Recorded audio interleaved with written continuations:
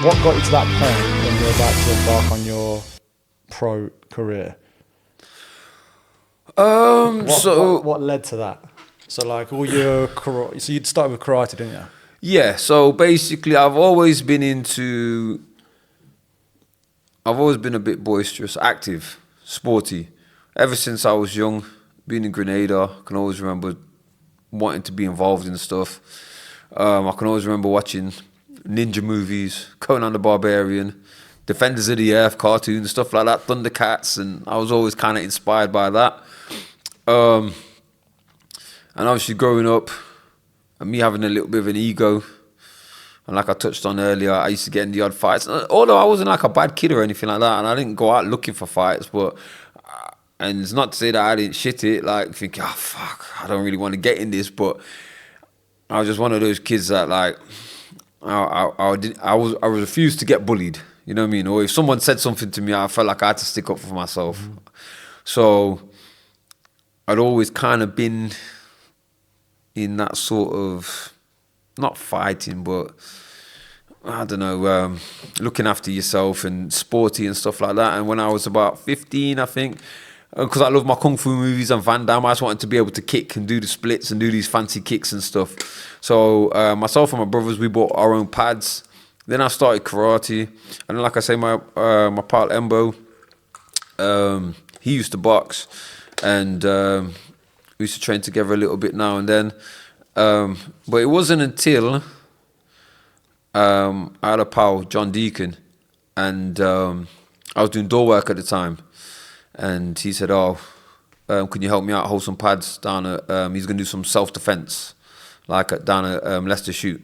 And that's where I met Daly and Dan and Barton and the rest of the gang. And then obviously I started going over to Nottingham, training with the guys. This was like 2002, 2003, around then. Yeah, it must have been 2003 because I'd only been training about, I wouldn't say much more than a year if I had been. And then I had my first amateur fight. But what led me to going into competing as a pro was because I was lazy. That's the truth. The truth is, so basically I got kicked out of college. Like I said, I was never a bad kid or anything, but I involved myself in a situation that truthfully wasn't for me to get involved with. But I involved myself in a situation with some friends and some other guys, and I ended up punching a kid. And because I went to the principal's office and I didn't really show remorse over it. So he said, go home. So, yeah, and then after that, I basically, I was a little bit wayward. I didn't have any direction. Both my brothers went to uni. I didn't really see myself going there. I didn't really know what I wanted to do. And I had spent a good few years just doing aimless training, basically. Even through my teens, I'd do so much training, but it was just aimless. I had no real coaching or anything like that. It just made me into a good physical athlete. But yeah, so I ended up being lazy. So I didn't go and get a job, and I ended up selling drugs and stuff like that. And then that came to an end. You know, I didn't really want to put my family through it. So I stopped that. And then what had happened was I started doing door work. But I had another run-in with the police to do with drugs, although the drugs weren't mine. It wasn't nothing to do with me. But after that, I just thought to myself, and at the time I was going out with my fiance now, but at the time we were together, and things were a little bit rough. So that went a bit wayward. Door work went wayward. Everything was kind of going wayward, and I just thought to myself, you know what, I'm just going to focus myself on fighting. So I had hurt my leg in 2005, in February 2005, and then I spent my time that year just getting back in shape. And then 2006, I just thought, fuck it, you know what, I'm just gonna have a go at this. And like I always say, like obviously Dan and Daly, but Daly in particular was always there for me. Was a good inspiration, good friend.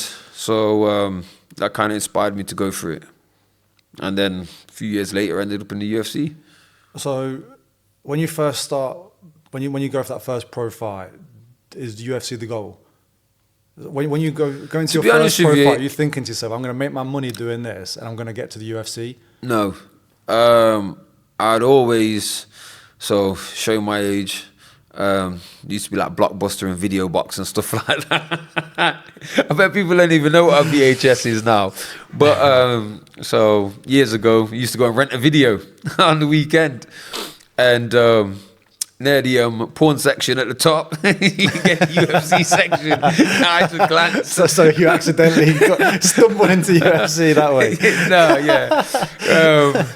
But no, so you'd see all the different videos and stuff, and I'd always want to get that video, but obviously it was like an 18. I was a young kid, so you couldn't get it. But I'd always heard of the UFC, you know, like the early UFCs. And funny enough, I think I saw one when I was about 14, around that kind of age, and it was Vitor Belfort, and he was destroying people. And like I said, I always fancied myself as a little bit of a scrapper. And then I thought, shit, this guy's only like 4 years older than me. Oh, fucking hell, am I going to be as big as him? Would I be able to beat him? So that was one of my inspirations for training and stuff like that. But like I said, when I'd started fighting, like even just training, I never thought I'd ever end up being an actual fighter. Yeah. And then even when I did start fighting, UFC was such a distance away. You know, obviously there was local shows, you had your regional shows or your national shows like your Cage Warriors, your Cage Rage. They were the two big shows at a time. Obviously FX3 came up and did well, but obviously Cage Warriors kind of had a little bit of like a link affiliated like toward the UFC, and then Cage Rage were a little bit more pride. But I mean, when you saw guys from those other organizations sometimes come over to the UK, it was a massive thing. But I didn't ever think, oh, I'll be one of these guys going over and fighting in these things. So I was fighting, but I didn't really think, oh yeah, I suppose back then it never really seemed like a possibility, did it? No, it seemed very distant. When the gyms are all set up to get into certain organisations that are set up to get you towards the UFC, there's a clear pathway now for a young guy starting out to get to the UFC. It was as distant as the UK to the US was. You know, if you had no money, you're standing there in the UK, how do I get over there? It just seemed that gap, that distance was so big, so vast that I couldn't really see how I was going to end up there. Obviously, it was something that you'd want to, but you wouldn't. It's not like a real question that I really thought to myself. Yeah. So, what's your training like at that point then? So, those first couple of fights that you had, what training are you doing that you would say is different to what you would be doing today for fights? Oh, fuck me, man. As far as training, not too much different, but just obviously less wrestling. The level of more. The level of instruction and knowing what you're doing is obviously far superior now than what it was then. So as far as like, look, you're sparring, you're grappling, you do your striking, bit of strength and conditioning. Obviously, it's the same as what you'd kind of do now. But obviously, like I say, the level of instruction and the technical side of things is way superior. Yeah. And obviously, one of the biggest things that I say to any of my guys that I coach or anyone really, what I think could have helped me or what I needed more of was the amateur experience. Yeah. I liked a lot of amateur experience because outside of the two amateurs in MMA and the odd school scuffle, I had like maybe 3 karate tournaments, one kickboxing, amateur kickboxing. That was literally it, and then I went pro. So the main thing I liked there was amateur experience. So that's one thing that I would have done more of, or I'd have got more of before I went pro. But as far as my training, similar, but like I say, the technical side of things is way better now. Okay, so what's the nerves like when you start fighting? So all of a sudden, you've gone from doing karate, training in the gym, and then you're now in a cage. What's going through your head? Well, For different fights, obviously you have different things that go through your head. But I remember for my first fight, I remember looking in the mirror before I went out to fight. I thought, why the fuck am I doing this to myself? Andre, go home. Wow, why would you want to do this to yourself? Yeah. You fucking idiot. But I said to myself, get back out there. Don't be a bitch. Get out there. Some people don't have that self-talk though. Some people at that time probably did have that same conversation. Just everyone has that same conversation. But look, this is what you signed up for. I like to be as true to my word as I can be. And that's one of the reasons that I got myself ended up getting myself in fights when I was younger, because someone would say something and I say, what? And then I'd say something, and if I said it, I had to go and back it up. You start out in your career. How do you feel about getting punched in the face with 4-ounce gloves? So again, it's going to be something different to your karate tournaments, all that jazz in the gym. How do you actually feel when you get hit in the face with another man's fist? What does that feel like? Well, I didn't like it. Especially starting out in your career. So how do you deal with that? How do you get past that? Because a lot of people can't. That's the reason why a lot of people don't do at least striking, competing in striking. Yeah. A lot of people hit pads and all the rest of it for fitness. There's a reason why a lot of people don't fight and they do jiu-jitsu tournaments or something that's a little bit more safe. Yeah. So, and I probably put a lot of people off like this by saying this, but it ain't easy. And a majority of people like the fantasy of fighting, but they don't like the reality of it. Even for any kind of like combat sport, it's tough. It's not easy.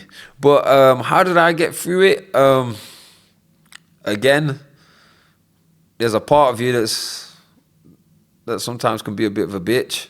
Say, shit, I don't want to do this. But there's another part of you that says, hey, listen, you signed up for this shit. Yeah. You know what I mean? It's either him or you. So you got to make a choice. And I mean, if it don't knock you out, if you get hit and you get knocked out, you don't know about it. If you get hit and you don't knock you out, you can take it. So the other thing that's helped me throughout the years, though, to be honest with you, one of the things I try and stress to my fighters and to people is obviously knowing yourself, but building a good defense. If you got a good defense, you block a lot of shots. I mean, even if you get scuffs, it's not to say that you won't get bruising. But most of the shots will come off the top of your head, come off your arms, stuff like that. Not too many chin spinners where you're getting cracked on your chin and your head's flying around everywhere. So if you have a good defense and you're technically sound, it kind of limits the damage. And obviously, over time, with experience, you know yourself and you kind of know how much you can take. And obviously, anybody can get hurt and knocked out. But for the most part, I think I'm made of decent stuff. I'm made of good stuff. So I'm fairly durable. So pre-Ultimate Fighter show, what would you say is your favourite fight for any reason you want? Jeff Lawson, Paul Cooper, Sammy Berwick, Wesley Felix, Greg Loughran, Aidan Maron, Daniel Thomas, definitely not AJ Greg, because I Wen. got choked out in front of everybody. Yeah, Mario Staple, Bendy Casimir, Abdul Muhammad were all the fights that you took on before the Ultimate Probably Fighter. Mario Staple, because I think that's when I won. I either defended it against Aidan Maron or won it against Aidan Maron and vice versa with Mario Staple. I think I maybe won it against Mario Staple.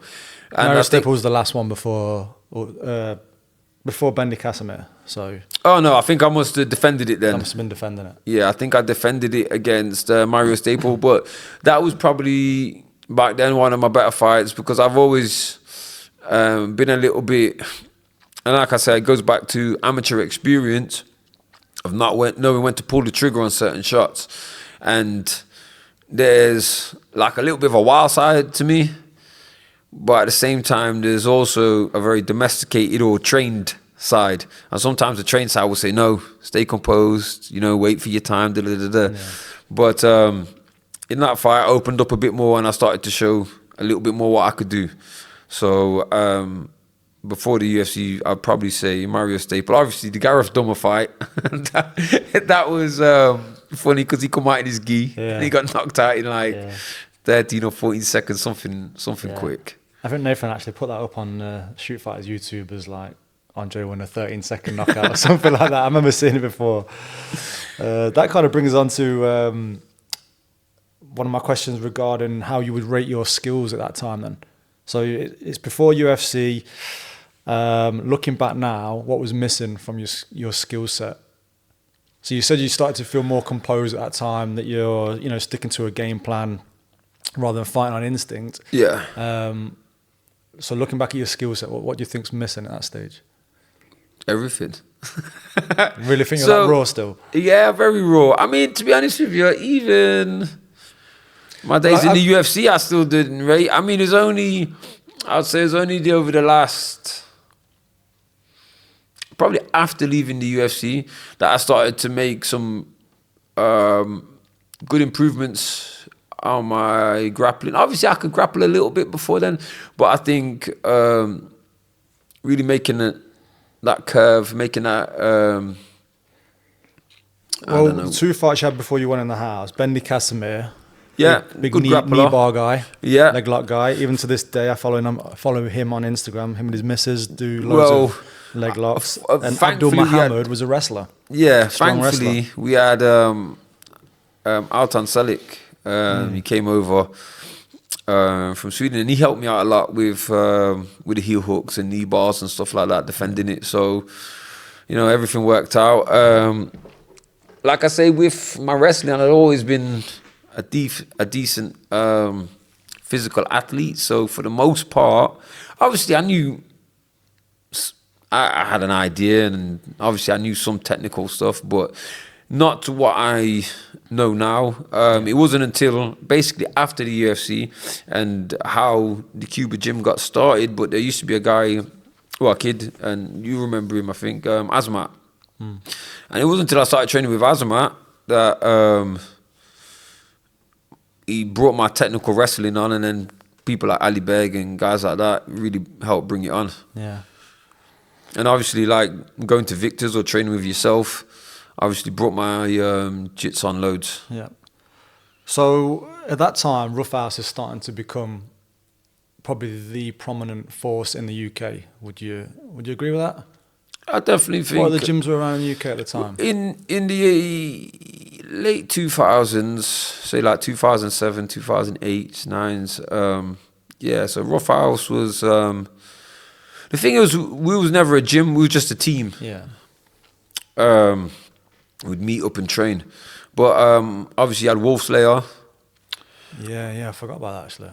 Yeah, Wolf Slayer. UTC was just coming through at the time. They just had Paul Taylor, right? Yeah, they had Paul Taylor. Paul Kelly was Wolf Slayer, wasn't it? Paul Kelly was Wolf Slayer. Obviously, Terry had him, Wolf Slayer. Yeah, there was Wolf Slayer. Then I don't know all the how it evolved for those guys up there, but yeah, at first it was, I think, Wolf Slayer, and then they turned into K-Bon, and I don't know, they had their splits or whatever, but I can always remember those boys from that side of the country. Who was down south? What gyms were down south? You had Wolf Slayer, obviously Roughhouse were doing well. I can't remember which other. Obviously, London Shoot have always been. London Shoot's always been around. I mean, they was really the first because they had Lee Murray. Who did they have in there around the time you were in there? Who from London Shoot? Yeah, it was Hathaway. Hathaway was in the UFC. Hathaway, yeah, he was good. I can't think of many others at the time because obviously when the kind of time period we're talking here. Obviously, it was quite. It's not like how it is now. Obviously, a London Shoot has always been like a recognised gym. Obviously, like I say, here in the Midlands, we were a team.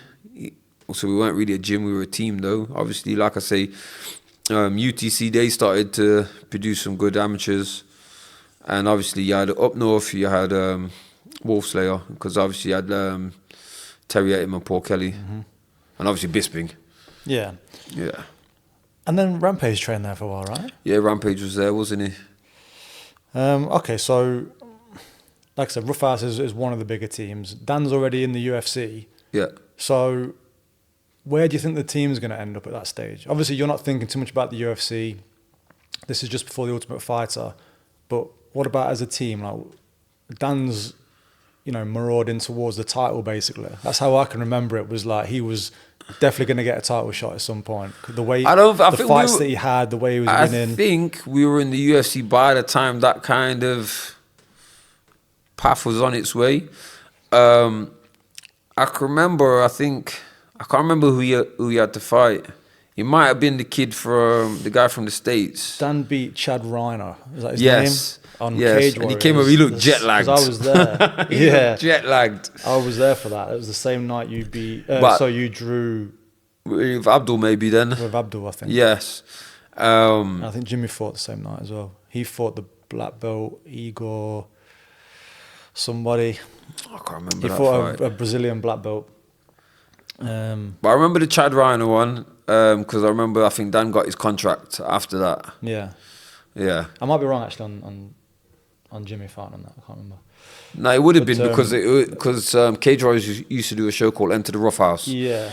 So I'm just trying to think from my own memory, but it might have been a different show that I'm thinking of as well. But yeah, I remember Dan. So that must have been just before then. All you boys got an Ultimate Fighter then when Dan got. Yeah. So Dan, he was on there first, and then we heard the Ultimate Fighter was coming to the UK. And to be honest with you, I wasn't really going to go for it. I was at a little bit of a sticky point in my fighting career because I think I was 9-2, and I was having trouble getting fights. I was like on a bit of a weird level, like where I needed to. I think not many people. I was maybe a little too experienced for the majority of the people here in the UK. Well, I started to get that way, and then I don't know if I was quite ready for that next bit, like international level. So I don't know. I was a little bit of a weird area there. Yeah. So just before we get on to the Ultimate Fighter, going back to the Rough House, who was the best striker in Team Rough House? You can add yourself. To be honest with you, all the boys offered something different. Obviously, Daly was technically, like I said, Jimmy was. To be honest with you, when I first started, Dan always used to give me the hardest time. But I can always remember Dan in interviews saying that you were. Did he? One of the better strikers. Yeah, he always used to talk about you having the fastest hands. So I think speed-wise, I was the quickest. I think Jimmy was probably the best grappler. That was going to be my next question. He was the best grappler, and he was also very capable on the feet.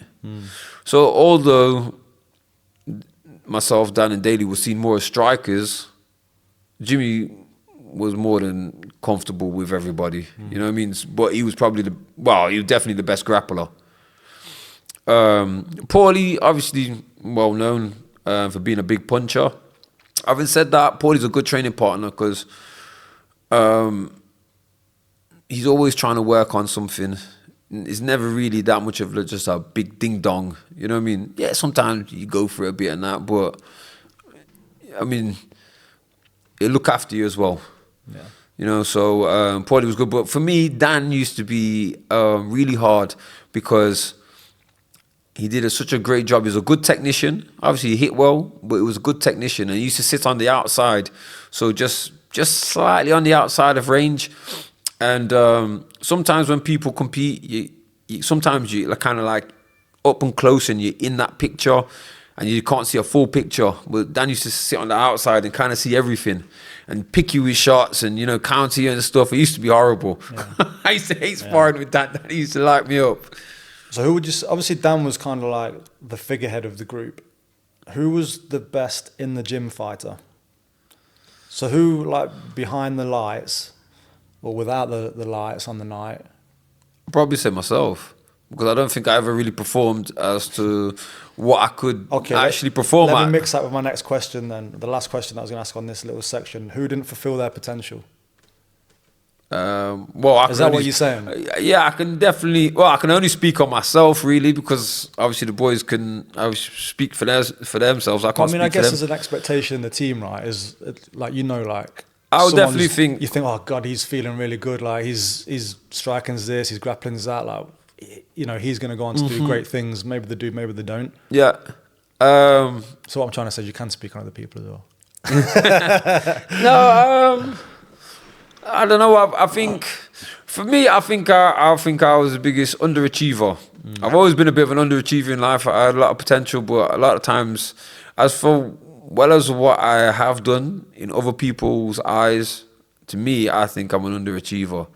So yeah, I think it was me, because I definitely think now and then, because it's frustrating, because now and then you'd see little sparks, and like I say, it came down to experience. I didn't have a lot of amateur experience, so I think that was the main thing, because it's not until, like I say, these last so many years after leaving the UFC, I'd say within the last 10 years or whatever, that I started to improve a lot technically and understand myself, because when you compete, you kind of have like your go-tos, what you use. You know, there's a direct route in how you're gonna try and achieve something. You know, like I know what I'm good at, I know where I need the fight to be, I know myself as far as like my toughness and what I do well, so I can go straight to that and not really have to think too much about it. I have a direct route to it. But back then, because I was a decent all-rounder, and when I fought, I never really took one path. I never really attacked one path directly. So a lot of the times, a little bit no man's land. I'll do a little bit of this, a little bit of that. But every now and then, you'd see a little flash of, "Wait, go Andre, do a bit more of that." Yeah. You know, but you never really see it all the time. And that, like I say, that I think that came down to inexperience and not knowing yourself enough. Do you ever look back on your fights? Do you watch any now? Not really. Once in a while, I might look back at something, but for any particular reason, like as from a, I don't know, just out of curiosity sometimes, just to see, oh, what was I doing then, or let me see what I was like then, because obviously we'll have these kind of conversations, and I think, oh, you know what, let me go back and watch it and see if I don't know, just jump back in that person's body and see how I was feeling at the time and how I feel now, and just like compare it between myself. But yeah, for me, the biggest thing was, like I say, lack of experience. And now and then I was fighting hot and cold. Now and then you see a little bit of what I could do, but it just wasn't consistent enough. Yeah. So 2009 was Ultimate Fighter, right? Yeah. So you're what, 27? Around 27? Yeah, about 27, 20. Yeah, about 27, 28. You're on a... Did you expect to win it? When you... at what stage? At the very beginning. So you're looking. So when I went to the team of lads that you're on with. So probably getting into that. Because I never thought I was going to go on the Ultimate Fighter. Because again, a little bit of a funny story. I ended up having a little bit of a disagreement with the missus. We had a little bit of a split at the time, and I can remember I was hungover when I turned up for the trials. I wasn't really going to go, because originally it was meant for welterweights and middleweights. Okay. And judo was going down, and Jimmy said to me, "Oh, come on, Andre, come and do it." You know, so I was, oh yeah, go on then. And I remember I was partying or whatever the night before, so I've turned up, gone down there, a bit hanging over, and funnily enough, I think a lot of lightweights turned up and thought, you know what, we'll just try out for welterweight, just give it a go. And not many middleweights turned up, so they ended up making it a lightweight and welterweight show. So fortunately for me, that's how I got into the Ultimate Fighter. A little bit of a fluke, to be honest with you. So when you actually get onto the show, or at least, so you had the qualifying round, didn't you, first? Yeah. There was like a qualifier, wasn't there, where you fought Paul Kelly's brother, right? Yeah, Gary Kelly, yeah. Yeah. So before you have that fight, do you think you can win Ultimate Fighter? Or are you still just going through the motions and just taking, this is just in my path, I'm just doing it? Yeah, no, hang on, let me think.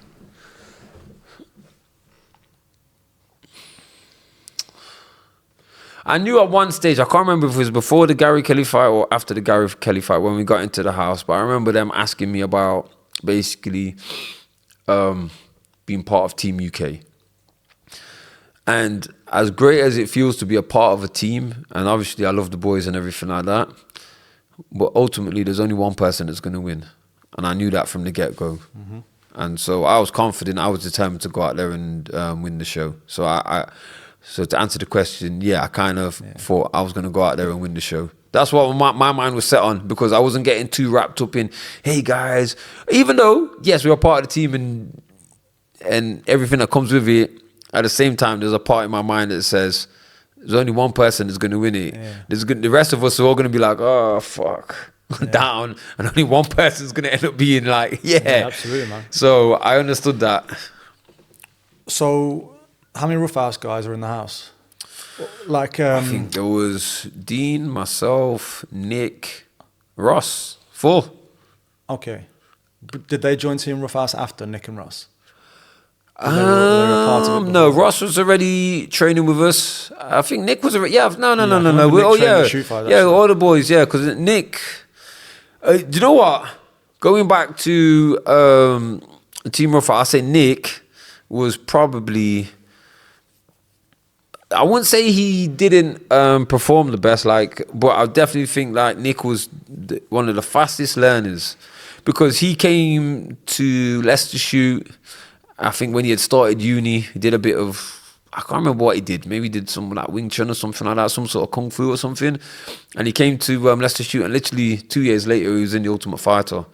So even though my journey was quite quick, Nick's was super quick. And he had some good wins, to be fair. Yeah, and I remember somebody asking me this when we came out of the house, and they said, who do you think grew the most? And I thought Nick did. I thought Nick went on leaps and bounds. And I think the thing with Nick, I don't think he ever. I think he just started it and just got on this ride, and didn't know where this ride was going. But he just jumped on the ride, and then all of a sudden he was somewhere. I don't know if Nick ever. You'd have to ask Nick, but I don't know if he ever thought, oh, I want to be a fighter, and this was my goal. I think he just, I want to do a bit of training. And someone said, oh, do you want to fight? Oh, go on then. Yeah, I'll do a fight. Hey, we got this Ultimate Fighter. Do you want? And I think he just kind of just flowed with it. But I don't think he ever stopped and really thought, hey. Probably a lot of people on the show were a little bit like that. Yeah. Because I didn't realise it was season 9. For some reason, I thought your season was much earlier than that. I thought it was still really early days. I tried out for, I think it was season... Well, I didn't try out. I sent a video. So basically, this, I think... I don't know if Cage Warrior said to me, you should have a go for it, or I don't know if I just went off my own, but I can't remember, to be honest with you. But I remember making a small video and sending it off, just like, hey, my name's so-and-so. And no, I didn't get a reply for that. But then obviously, I think it was season 7 or season... Yeah, I think it was season 7, and then season 9, obviously, I got in on that. But at this point now, you know actually UFC is an attainable goal. Yeah.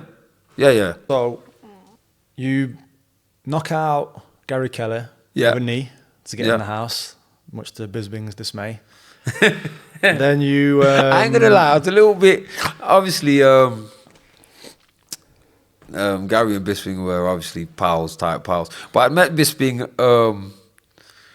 before this, so we ended up on a night out. So when Paulie beat, I think, Peter Angera at FX3, this is just before I think just before I had gone pro, or maybe it was around the same kind of time, maybe the same year. But I remember Bisping fought on the show as well. And then myself, Paulie, Bisping, we all went out afterwards. So then when Bisping was in, all disappointed for Gary, I felt a bit bummed. I ain't gonna lie. And then I've lost the 2 fights that you had in the house, but Cameron Dollar was triangle, right? Yeah. Was that the first one or the second one? No, that was the second. The first guy I fought was Santino. I can't remember. He's basically, I think he's coach, isn't it? Jiu-jitsu coach. Oh, I don't know if he still is. Cejudo's. Well, he was in his corner. So Gary Kelly, then I had Santino, I think it was, and then it was Cameron Dollar. I did see it on Topology or Sherdog. Let's see if it's got it on here. Santino DeFranco. Yeah, that was the first guy. Yeah, I'm surprised on Topology because I don't think they got counted as fights. No, that's on like an exhibition section on it. Okay. I was on Wikipedia before that. So this is like probably the best run that you're having is actually in the house of like 100% record, finishing guys. Yeah, so you TKO'd DeFranco. Yeah. Triangled Cameron Dollar. Yeah. You've already knocked out Gary Kelly to get on the show. Yeah. So I think like people are really touting you not only as to go on and win the show, but to be a force in the UFC. Yeah. I believe, anyway, from my thoughts at the time. So for me, like I say, experience. But when I first started fighting, it kind of come full circle with this. When I first started fighting and I fought Gareth Dummer, I said to myself, I don't care what the fuck this is, yeah? I'm going to batter this kid. I don't care. To me, it's not just an MMA fight. It's not like, oh, you can do a bit. I don't know. I'm just going to beat you up. Yeah, that's what it is. I'm just harder than you. We could do this fight no matter what, 100 times, yeah? I'm going to beat you up every time. And that was my mentality going into fighting. Because when I first started fighting, I finished a good few of my guys. Then I can remember there was a turn. It was around the Paul Cooper fight. So a few fights later and the Greg fight. But a little bit of a mental knock. So I can remember I'd never wore wraps. And Owen Comrie said, do you want me to wrap your hands? And I said, yeah, and everyone said to me, yeah, trust me, Dre, wrap your hands, man. They'll feel good. So anyway, I fought Paul Cooper. And I can remember I'm trying to choke him. And I'm squeezing. And obviously I'm making the rookie mistake of showing my hand when trying to go for the choke. I was leaving it at the top of the head. And he kept pulling it off. I kept trying to get it, kept pulling it off. And my forearms blew out. I was so tired. I couldn't even close my hands. I remember going back to the corner. I could hardly breathe. And I was thinking, how am I going to win this fight? You know what I mean? I'm knackered. A little bit controversial. But he would have gone out. 100%, yeah. But I caught him with a triangle in the second round. Excuse me. I caught him with a triangle in the second round. And I think at the time, he was trying to hammer fist me. But it looked like he was tapping. But he was hitting my chest with the hammer fist. I don't know what he thought I was going to do. But yeah, and it wasn't very powerful or anything. And the triangle was locked up. Like I say, triangle was one of my submissions that, you know, when it's on, it's on. Mm-hmm. It's locked in nice. I mean, obviously, you know, you're with a triangle master yourself. Love a triangle. So, yeah. I can't remember, what was my point? Started going on about that. You started going to talk about Paul Cooper. We were talking about your mentality, basically, like switching on to fight. Well, yeah, so basically, I gassed out, my forearms blew out, and I wore the wraps, and I think that was a little bit of a couple of things that happened to me. Because like I say, at first when I started fighting, I didn't look at it as an MMA, but I looked at it as a fight. I'm just harder than you. And then a couple of those, like the knee injury, and I guess, again, this comes down to experience, because if you know yourself better, these things won't affect you as much. But like the knee injury a little bit, like I say, wearing the wraps, my forearms blowing out, gassing out, that kind of left like a little bit, I don't want that to happen to me again. It made you a little bit tentative, a little bit nervous. And then I used to hate to sell tickets, but I sold a good few tickets against Greg, and I got choked out. I was slumped over on the cage, and yeah, I didn't even know I was getting choked out. And for anyone that ever thinks they're gonna have a Hulk moment where they're just gonna go Rah! And just slap somebody, didn't come. It didn't happen. I thought, right, that's it. There's my moment. I'm gonna turn into the Hulk here. I'm just gonna pick him up and throw him off me. No. So battery went to 0. I ain't gonna lie, I had the best news ever. I can remember I was at school and everyone was shouting my name, Andre. And as the blood started to come back to my eyes, it was like there was that tunnel, you know, people talk about when they have like a death experience or whatever, and that tunnel to the light. But obviously, it was just the blood coming back to my eyes and looking up at the lights and stuff like that. And I could hear them, and I was having such a good, I don't want to go. Then I could see Mark Goddard looking at me, and I'm thinking, why is he so big? Why is he up there? And it took me a second. I seen everyone running in the ring and like this, and I thought, fuck, have I lost? So what are you saying? You went from not fighting like that to I went from to being more very aggressive, and then going back to being aggressive again for the Ultimate Fighter. Yeah, so when the Ultimate Fight happened, again, I was in a little bit of a... whenever I'm motivated, I think I'm a dangerous fighter. Yeah. You know what I mean? What motivated you then? Obviously, The argument with the missus. The argument with the missus. We was on a little bit of a break and I was a bit pissed off. And when you're kind of... when you're motivated and just focused at the job at hand, that's when I've had my best performances. So again, look, with experience, I've understood that about myself, because a lot of times you go into fights and you think about, right, I need to be angry, or I need to be this way, or I need to be that way. Or a lot of people have superstitious things, you know, like, oh, I wore these shoes and every time I've wore these shoes, I've done well, you know, and you start looking at any kind of something to clutch onto to this is what's going to help me win. But so would you say from fight to fight, you change your approach? Looking back now, would you say that you should change that from fight to fight?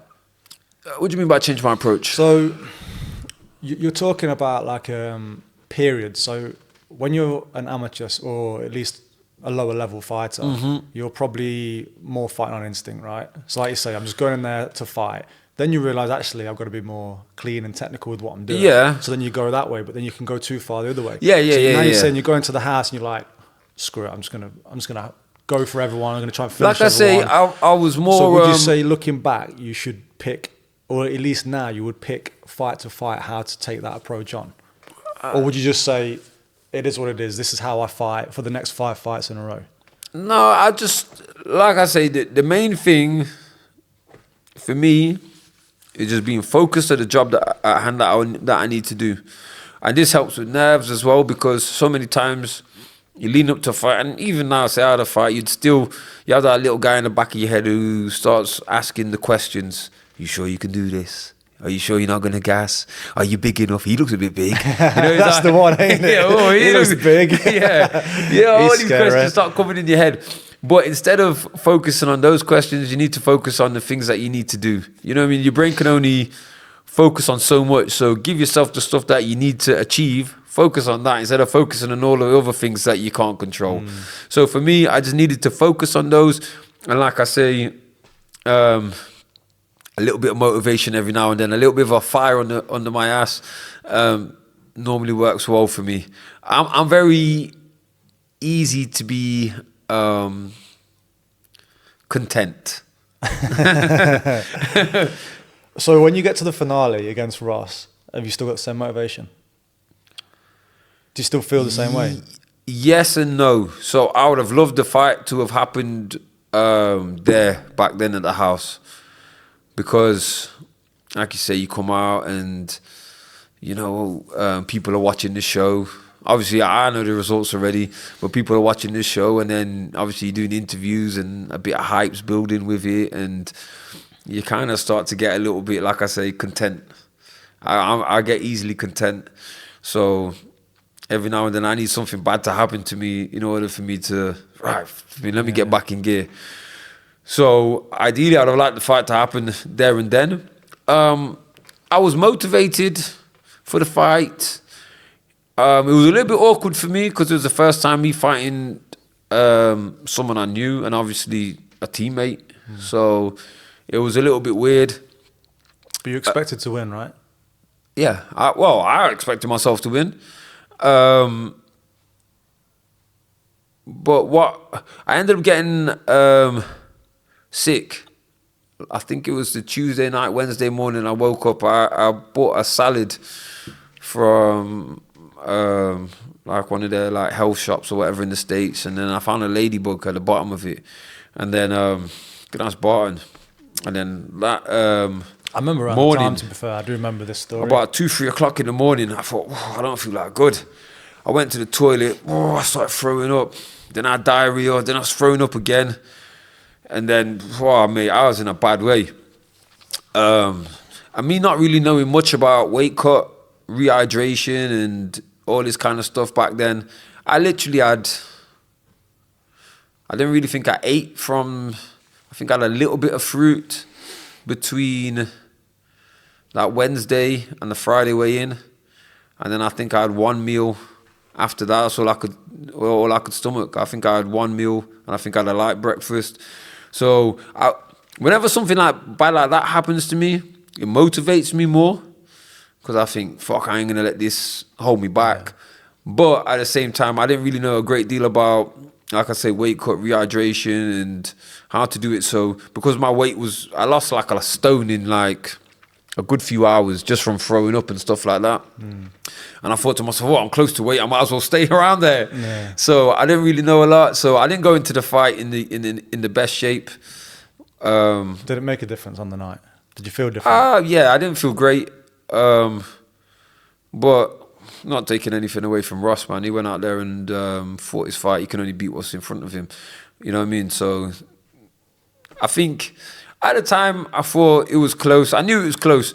I thought that they might give it to him just simply the fact that in the last round, because it was a close-ish fight.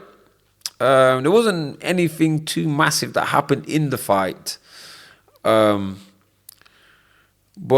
there was a lot of clinch and stuff like that. And he caught me with a knee on the last, literally about 10 seconds. Because at the end of every round, I thought to myself, I'm going to put a little burst.